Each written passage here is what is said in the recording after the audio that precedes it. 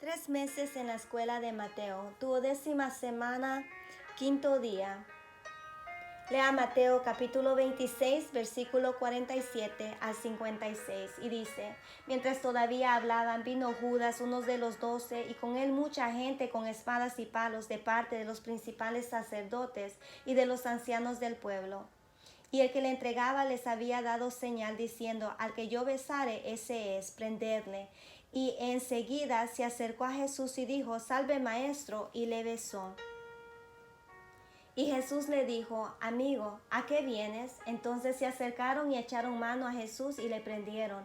Pero uno de los que estaban con Jesús, extendiendo la mano, sacó su espada e hiriendo a un siervo del sumo sacerdote, le quitó la oreja.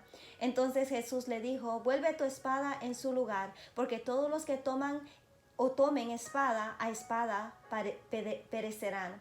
¿Acaso piensas que no puedo ahora orar a mi Padre y que Él no me daría más de 12 legiones de ángeles? Pero ¿cómo entonces se cumplirán las escrituras de que es necesario que así se haga? En aquella hora dijo Jesús a la gente: ¿Como contra un ladrón habéis salido con espadas y con palos para prenderme? Cada día me sentaba con vosotros enseñando en el templo y no me prendisteis. Mas todo esto sucede para que se cumplan las escrituras de los profetas. Entonces todos los discípulos, dejándole, huyeron. Veamos. La acción tiene lugar inmediatamente después de la oración angustiosa en Getsemaní. El pasaje de ayer termina cuando Jesús les dice a los que le acompañaban: Ved, se acerca el que me entrega. El de hoy empieza diciendo que mientras todavía hablaba. Los que llegaron son Judas, mucha gente con espadas y palos. Al parecer, mientras Jesús oraba en Getsemaní, Judas fue y les dijo a los que se habían confabulado con él que Jesús y sus discípulos estaban en un lugar apartado. La razón por la que hacía falta un traidor era que los principales sacerdotes y los cómplices temían que si arrestaban a Jesús cuando estaba enseñando, se produciera un motín o al menos un desorden. Por ello necesitaban a alguien que les avisara cuando Jesús se retirase a un lugar apartado. Ese alguien es Judas. Los que vienen con espadas y palos no son un ejército ni policía oficial. Es por eso que vienen armados como pueden. Vienen de parte de los principales sacerdotes y de los ancianos del pueblo. Aunque son los poderosos de Jerusalén los que traman contra Jesús, no dan la cara. Se quedan en Jerusalén y mandan en su lugar a un gentío, posiblemente comprado. La señal por la cual los que iban con Judas reconocían a Jesús era un beso de parte del traidor. Cuando Judas le besa, Jesús sabe muy bien lo que está haciendo y todavía le trata de amigo. Hay entre los que acompañan a Jesús un conato de resistencia, con el resultado de que uno de los que han venido a prenderle pierde una oreja. Pero Jesús le ordena a su presunto defensor que guarde la espada, pues si él lo desearía, podría pedirle al Padre legiones de ángeles.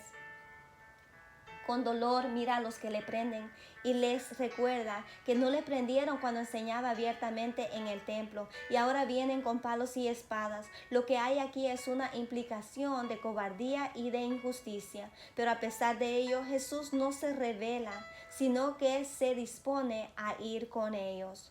Fue entonces, nos dice el texto, que todos los discípulos abandonaron a Jesús y huyeron, con lo cual cumplieron lo que Jesús les había advertido y ellos habían dicho que nunca sucedería. Juzguemos.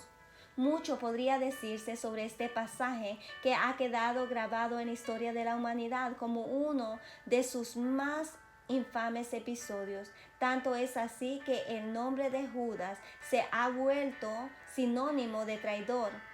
Ese nombre ha sido abandonado y hoy nadie lo toma, pero la infamia de Judas a veces nos oculta otras dos infamias.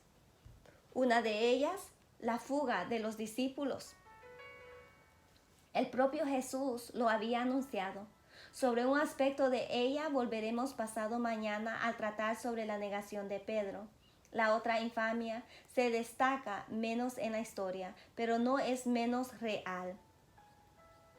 Los principales sacerdotes y los ancianos de Israel, la gente que se suponía sirviera de maestros y de modelos de virtud y de integridad, se confabulan para arrestar y matar a un maestro que les hace quedar mal.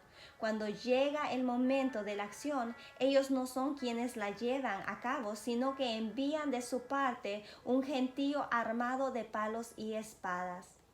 Este fenómeno es harto común. Los poderosos deciden cometer un crimen o una infamia, pero no quieren que se sepa que son quienes están detrás de lo que acontece. Luego usan su poder y su dinero para enviar otros de parte suya a que hagan lo que ellos mismos no se atreven a hacer. Esto lo vemos repetidamente en las dictaduras militares de América Latina y entre los ricos de todos los países. Lo que sucede en el ámbito de la vida secular sucede también a veces en la iglesia. No que lleguemos al punto de mandarnos a matar o arrestar unos a otros, pero sí que hay quien se le arregla para hacerle daño a otra persona, echando a rodar rumores con la esperanza de que no se sepa quién lo hizo o quién hizo ese daño. Actuemos. ¿Le ha hecho usted daño a alguien indirectamente? De ser así, pídale perdón tanto a Dios como a esa persona. Recuerde además que a veces ese daño indirecto lo hacemos sin siquiera pensar. Es decir, que lo que hemos hecho queda oculto, no solo de los demás, sino hasta de nosotros mismos. Un ejemplo de eso puede ser cuando repetimos un rumor acerca de alguien. Otras veces criticamos por criticar sin de veras pensar en el dolor que podemos ocasionar. Hablamos sin medir nuestras palabras y lo que decimos redunda en perjuicio de otra persona. Hágase el propósito de medir sus acusaciones, pensarlo siempre en las consecuencias que puede tener para otras personas.